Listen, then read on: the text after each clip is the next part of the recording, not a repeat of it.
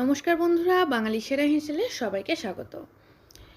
পটল তো আপনারা অনেক রকমভাবে খেয়েছেন, তবে একবার এইভাবে বানিয়ে দেখুন, মুখের স্বাদটাই কিন্তু জাস্ট পাল্টে যাবে। খেতে এতটাই অপূর্ব লাগে যে একবার বানিয়ে খেলে বারবার বানাবেন। তাহলে আসুন আর দেরি না করে রেসিপিটা এবার আমরা শুরু করি। তো এখানে আমি 5 থেকে 6টার মতো পটল নিয়ে নিয়েছি, একদম অল্প পরিমাণে পটল নিয়েই করছি। এবারে পটলের খোসাটা একটা ছুরি দিয়ে এইরকমভাবে চেঁচে নিতে হবে। পটলের খোসা পরিষ্কার করে চেঁচে নিলাম। এবার দুই প্রান্ত এভাবে কেটে নেওয়ার পর খোসাটা অল্প অল্প করে ছাড়িয়ে নেব, মানে কিছুটা অংশ বাদ দিয়ে পটলের খোসাটাকে এইভাবে ছাড়িয়ে নিচ্ছি। তো প্রায় মোটামুটি সমস্ত পটলের খোসা একইভাবে ছাড়িয়ে নেওয়ার পর এইভাবে একদম গোল গোল করে আর পাতলা পাতলা করে পটলগুলোকে কেটে নিতে হবে। এরপর একটা পাত্রের মধ্যে পটলগুলোকে নিয়ে তার মধ্যে দিয়ে দিলাম হাফ চা চামচ পরিমাণে হলুদের গুঁড়ো, স্বাদ মতো লাল লঙ্কার গুঁড়ো দিয়ে দিলাম,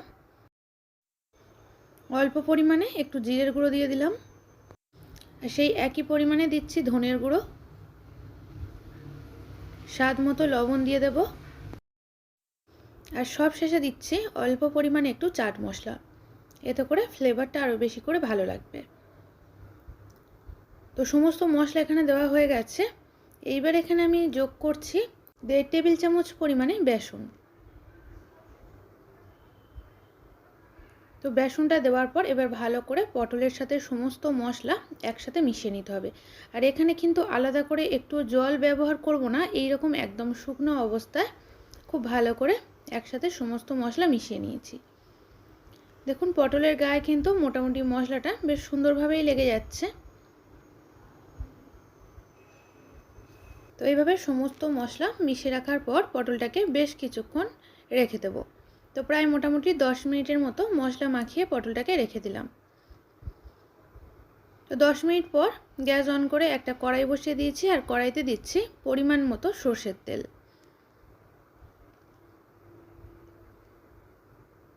তো এখানে আমি 2 টেবিল চামচ পরিমাণে সর্ষের তেল দিলাম। তো এইবারে এই পটলগুলোকে তেলের মধ্যে ছেড়ে দিচ্ছি। আর কড়াইতে তেল দেওয়ার আগে কিন্তু কড়াইটা প্রথমে খুব ভালো করে গরম করে নিতে হবে। তাতে করে কি হয়, এই পটলগুলো দেওয়ার পর কিন্তু খুব একটা কড়াইয়ের গায়ের সাথে লেগে যায় না।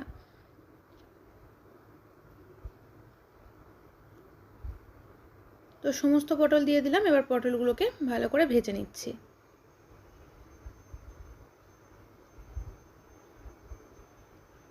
আর এই সময় কিন্তু গ্যাসের ফ্লেমটাকে অবশ্যই হাই করে রাখবেন।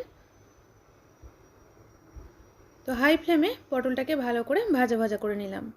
তো দেখতেই পাচ্ছেন এখানে কালার চেঞ্জ হয়ে গেছে, আর কড়াইয়ের গায়ে কিন্তু খুব একটা লেগে যায়নি। তো সেই জন্য তেল দেওয়ার আগে আবারও ফের বলছি, কড়াইটাকে কিন্তু খুব ভালো করে ধোঁয়াটা গরম করে নেবেন। তো এইবারে এই ভাজা পটলগুলোকে একটা অন্য পাত্রে তুলে রাখছি।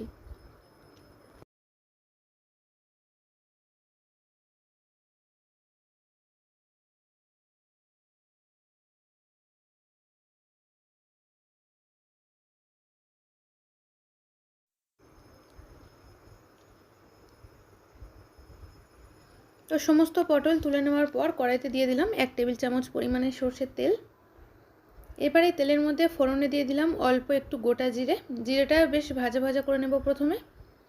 একটু ভাজা ভাজা হয়ে গেলে সুন্দর গন্ধ বেরোনোর পর দিয়ে দিলাম একটা মিডিয়াম সাইজের পেঁয়াজ কুচি। তো পেঁয়াজটা দেওয়ার পর পেঁয়াজটাকেও বেশ ভালো করে ভাজা ভাজা করে নিচ্ছি।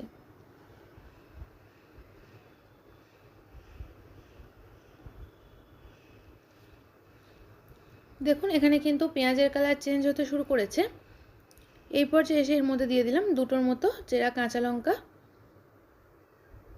তো কাঁচা লঙ্কাটা দিয়ে আরও একবার নেড়েচেড়ে ভেজে নিচ্ছি। এবার এখানে দিয়ে দিচ্ছি থেঁতো করে রাখা আদা রসুন 1 টেবিল চামচ পরিমাণে। তো এখানে আমি আদা রসুনটাকে থেঁতো করে ব্যবহার করলাম, আপনারা চাইলে বেটেও দিতে পারেন।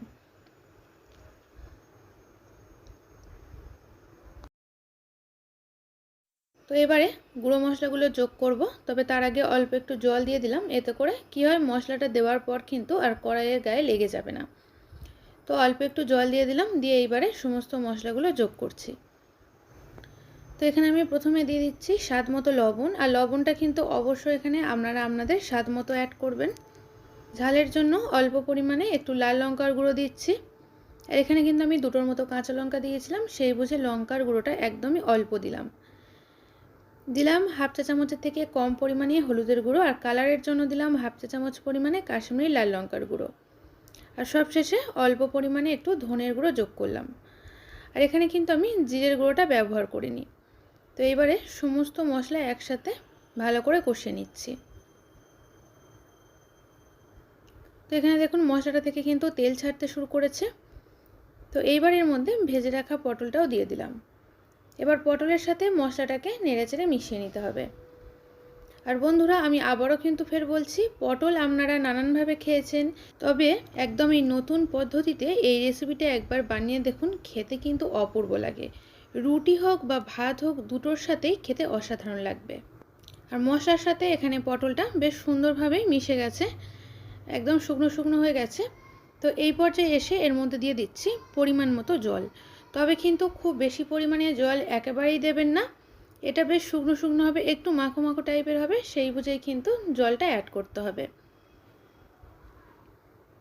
আর এখানে দেখুন জলটা আমি কতটা পরিমাণে দিয়েছি। তো একদম এইভাবে কিন্তু আমার মতো করে আপনারাও এখানে জলটা ব্যবহার করবেন। তো এবারে গ্যাসের ফ্লেমটাকে লো টু মিডিয়ামে রেখে ঢাকা চাপা দিয়ে প্রায় মোটামুটি 4 থেকে 5 মিনিটের মতো রান্না করতে হবে। প্রায় 4 থেকে 5 মিনিট পর ঢাকনাটা খুলে নিলাম।